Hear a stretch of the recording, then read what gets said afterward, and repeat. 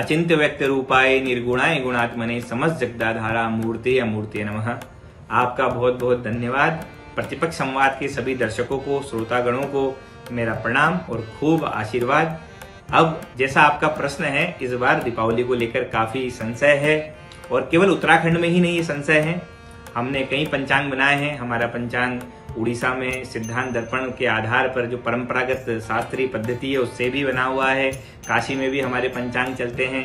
तो हर जगह से हमारे पास प्रश्न आ रहे हैं और उत्तराखंड में भी ये स्थिति बनी हुई है। और ये स्थिति इसलिए बनी हुई है क्योंकि कई पंचांगकारों ने दीपावली पर्व 1 नवंबर को लिख दिया है और कई पंचांगकारों ने 31 अक्टूबर को लिखा हुआ है।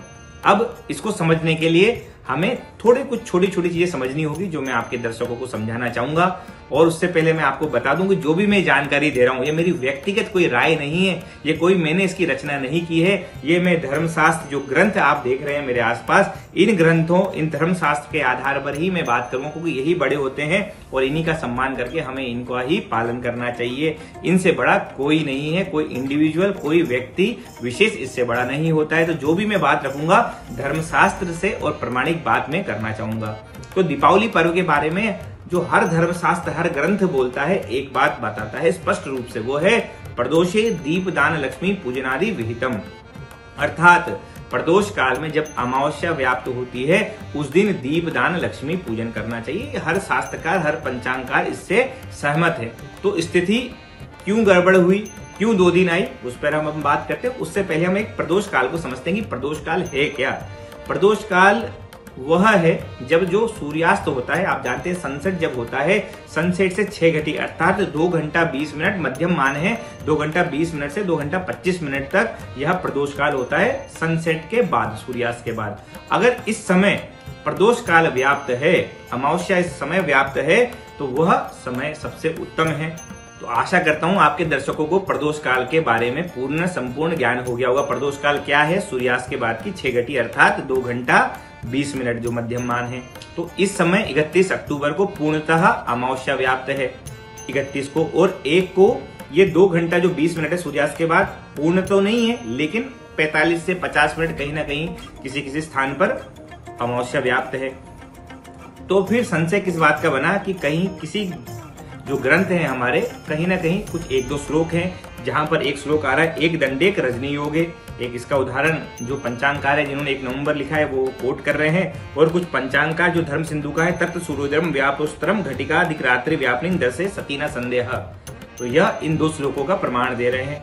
31 अक्टूबर के तो कई प्रमाण आपको मिल जाएंगे। ये 2 जो आपको मैंने लाइन बताई, एक दंडेक रजनी हुई। अब इसका अर्थ ये हुआ कि अगर दूसरे दिन आपको सूर्योदय से सूर्यास्त के बाद रात्रि में अगर एक दंड योग भी मिल जाता है तो दीपावली उस दिन मननी चाहिए। अब जो दिक्कत है वो है रात्रि की परिभाषा को लेकर कि रात्रि की परिभाषा क्या है। लोगों ने रात्रि की परिभाषा का गलत अर्थ निकाल लिया। क्यों? क्योंकि लोगों ने हिंदी की टीकाएं करी।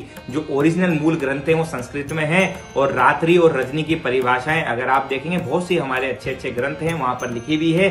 जो रात्रि की परिभाषा जो ऑथेंटिक मैं आपको बताता हूं वो है कि जो प्रदोष काल के बाद 3 याम तक जो रहती है उसको रजनी कहते हैं। एक दंडिक रजनी योगी माने जब प्रदोष काल समाप्त हो जाए 2 घंटा 20 मिनट अगर जब बीत जाए, उसके बाद अगर एक दंड भी अगर वहां पर अमावस्या रहती है तो उस दिन दीपावली होनी चाहिए। लेकिन ऐसी स्थिति संपूर्ण भारत में कहीं भी नहीं है। प्रदोष काल में, हाँ, प्रदोष काल में 45 मिनट तक 1 नवंबर को है, लेकिन प्रदोष काल के बाद एक दंड भी नहीं है। अगर प्रदोष काल के बाद एक दंड रहती तो अमावस्या उस दिन होती 1 नवंबर को और दीपावली वहां होती। लेकिन यह स्थिति कहीं नहीं है। जिन लोगों ने इसका अर्थ गलत निकाल लिया है और सूर्योदय से सूर्यास्त के पर्यंत जो वो बोल रहे हैं, लेकिन अगर वो पूरा श्लोक पढ़ेंगे तो श्लोक है तत्त सूर्योदयम व्याप्तोस्तरम घटिका दिक रात्रि व्यापनी। साफ लिखा है कि रात्रि व्यापनी दर्शे सतीना संदेह।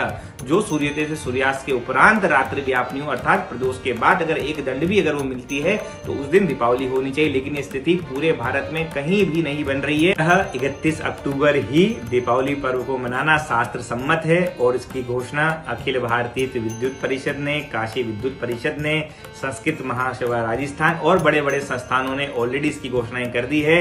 और मैं अपने माध्यम से, आपके माध्यम से यहाँ पर जितने भी आपके दर्शकों को उनको बताना चाहूंगा कि 31 अक्टूबर को पूरे भाव के साथ महालक्ष्मी, कुबेर, इंद्र आदि का पूजन कीजिए, उसका अत्यधिक लाभ है। और जब भी दीपावली का अर्थ क्या होता है, दीप प्लस अवली, मतलब दीपों की पंक्तियां लगाइए पूरे भाव आनंद के साथ।